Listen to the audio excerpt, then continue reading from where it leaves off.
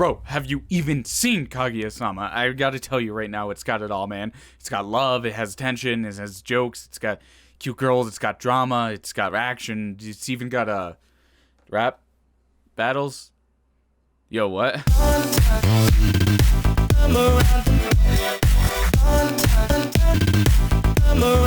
So Kaguya-sama Love is War, also known as Kaguya Wants to be Confessed to, the Genius's War of Love and Brains, dear God, is a Japanese manga series that started in 2015, and it was written by this person right here, and it's going on to today. And in January of 2019, the anime adaptation Kaguya-sama Love is War started airing, as well as one of my favorite anime OPs in recent years. I mean, just fucking look at this shit. And before we continue this, I should say that yes, this is the show with the dancing pink meme girl. Right now, the second season is starting to air, and you fucking goofs probably want to know if it's worth your time to catch up to it, lest you forever be stuck outside the bar window in the freezing cold, only able to observe your once friends chat about an anime you've never seen.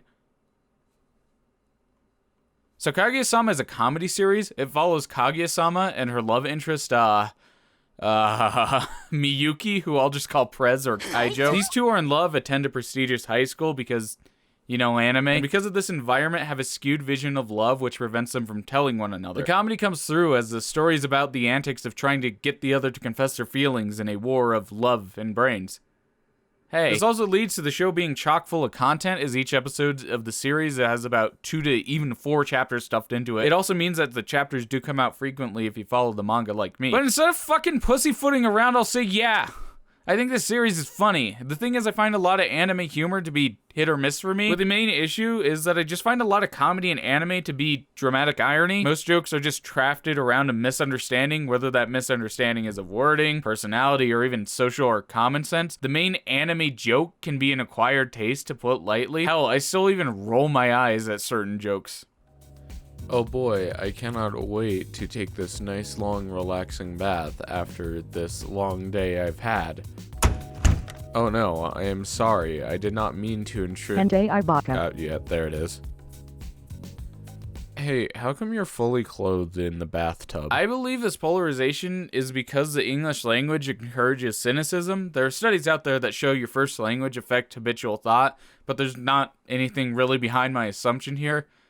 It's just what I fucking think, okay? So people like you and me who speak English tend to enjoy the comedy stylings of satire, commentary, and cringe instead of these bits. But Kaguya-sama does make me laugh despite that. The character lineup services the comedy perfectly. Starting off with the main 3, you have the 2 schemers and then the chaos factor, which is the pink meme girl. The average bit is that one of these 2 has to come up with a new plan to get the other to confess. Then either meme girl comes in and completely fucks shit up, or they get cold feet and are now trapped in an absurd situation for the rest of the chapter. You have a few misses, of course, but as each chapter is about 10 to 20 pages, missed jokes don't stagnate, especially so in the anime. And as the anime continues and I continue to read the manga, I can't help but feel like this series was made for adaptation. While the comic remains entertaining and gets me to chuckle, the proper use of comedic timing and the ability to force the viewer into a certain pace lends itself better to telling a joke. Also, in my opinion, I like the art and the animation better.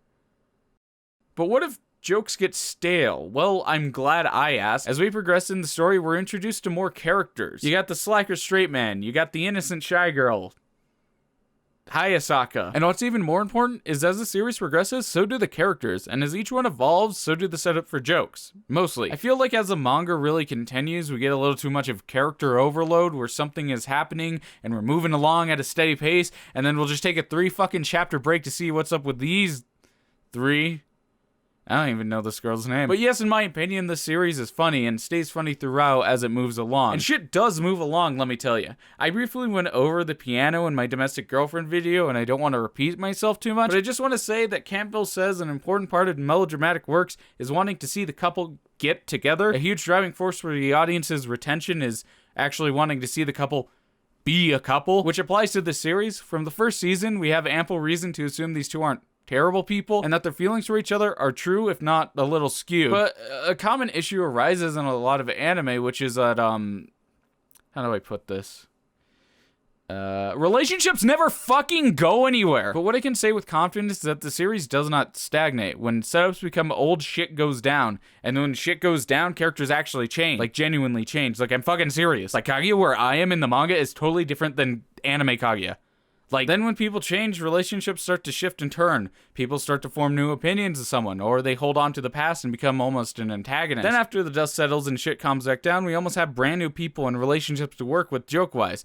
Though we don't lose the parts of the character that make them at the heart of it. And I think that's the defining thing here is heart. The series, in the short time that I've been reading it, has quickly climbed to S tier on my manga tier list. This is a comedy series, but it has something that makes it at least better than any other comedy out right now. Emotion and evolution. Each time shit does start to go down, I feel like we go through the actual thought process of the writer. Like each and every viewpoint and dark thing portrayed is a real emotion felt by someone. And the series does go to dark places sometimes. Isolation, suicide, the actual idea of love as a concept gets even placed into question in this series. And you may think the later uses of darker or more serious themes can take away from the main focus of comedy, but you're fucking wrong. While not pertaining to Japanese media, I believe this quote shares an important point to you and I. This person once said that comedy was in reality the most serious genre in Hollywood, in the sense that it reflected, through comedic mode, the deepest moral and social beliefs of American life. And yeah, he's talking about American media, but just hear me out. Please. The messaging is still the same. Comedy reflects deep moral and social troubles of life in a meaningful way, and if it doesn't, it quickly becomes stale, which is why Kaguya stays fresh as it continues, taking on more serious ideas because of bisociation. Oh, what? You don't know what that is? What are you, a fucking idiot? Bisociation is association of two ideas that are not considered related. This shit's also why Kaguya is able to be funny as well. The main point of bisociation in comedy is that through the setup, you make a habit, and because of the habit, the audience starts to think in a certain way, and then BAM! By association, your joke's funny. This is also why meta humor and anti-jokes become funny, because you start thinking in the way that you're gonna hear a joke, but then you don't hear a joke. Why did the chicken cross the road? I don't know. Why did the chicken cross the road? Weed eater. Now that's funny. So yes, you should watch this series. If you haven't watched season 1, go watch it right now to catch up. And if you just want to know how season 2 goes, I read the manga and I can tell you, it's gonna be good. You know, my normal taste for manga tends to be like the sugary, bite-sized, like cutesy stories that would place anyone to a hyperglycemic coma.